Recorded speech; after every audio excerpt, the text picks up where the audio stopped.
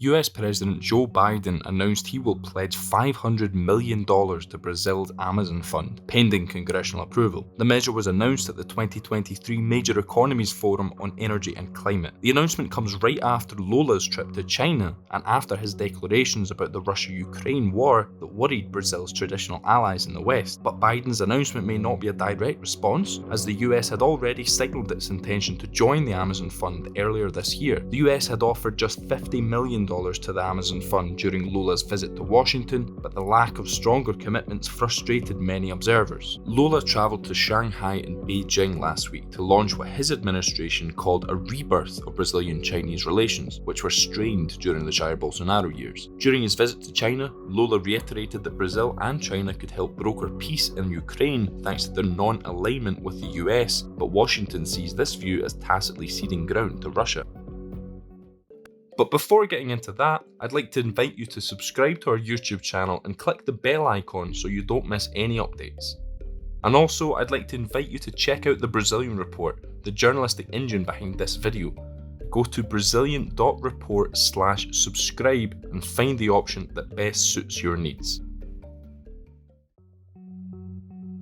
During his visit to China, Lula reiterated that Brazil and China could help broker peace in Ukraine thanks to their non-alignment with the US, but Washington sees this view as tacitly ceding ground to Russia. This perception is reinforced by Lula himself, who said this weekend that both Russia and Ukraine are to blame for the war, and suggested that the US was helping to prolong it. His words came just days before Russian Foreign Minister Sergei Lavrov visited Brasilia on Monday. Although he said no one will keep Brazil and China from getting closer, Brazil didn't decide to join the Belt and Road Initiative, Beijing's push to develop geopolitical ties through infrastructure and ports. Lula's visit to China was largely focused on trade and technology, and Lula visited a Huawei Innovation Center. The Chinese tech giant is considered a security threat by Washington, and in 2020 a federal indictment accused the company of a, quote, pattern of racketeering activity. Lula also called for BRICS countries to reduce their dependence on the US dollar. We want to build a new geopolitical landscape to change world governance, Lula said.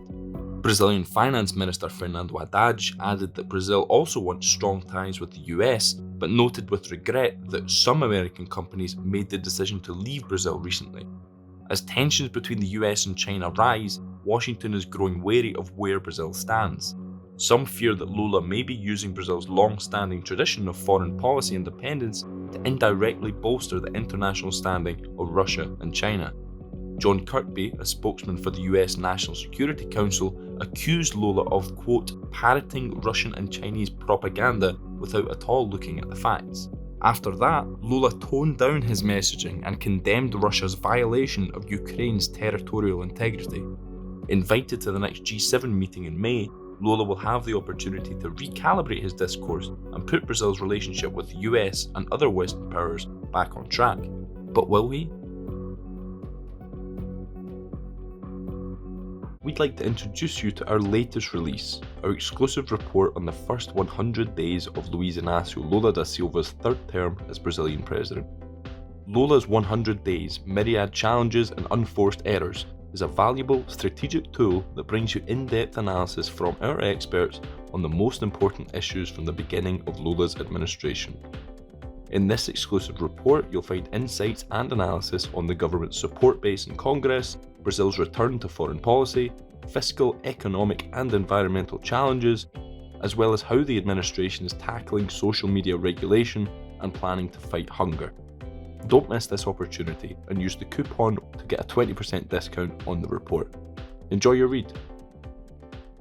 Did you enjoy watching this video? Let us know what you think in the comments, and remember to like and subscribe to our channel and share it with your friends and co-workers. And if you like our videos, you should consider supporting our work by subscribing to the Brazilian Report, choosing any plan for just $1 for the first month. As a subscription-based business, readers are very important for us. But if you're not thinking of subscribing to the Brazilian Report just yet, there is another way to support our work. Quality journalism takes a lot of hard work, and coffee, lots of coffee. And you can support us by donating a cup of coffee on our Buy Me a Coffee page, and you can even get exclusive content and perks by becoming a member of our Buy Me a Coffee community. Join now and get a special shout out on our Explaining Brazil podcast, a question answered by our newsroom about Brazil or Latin America every month, or even our special Brazilian culture newsletter available on our Brazilian Insider membership tier. For us, it's not just about coffee, so go to buymeacoffee.com/Brazilian Report and support our work. It's really important for us. Thank you. You can find links and references in the description of the video. See you in the next video.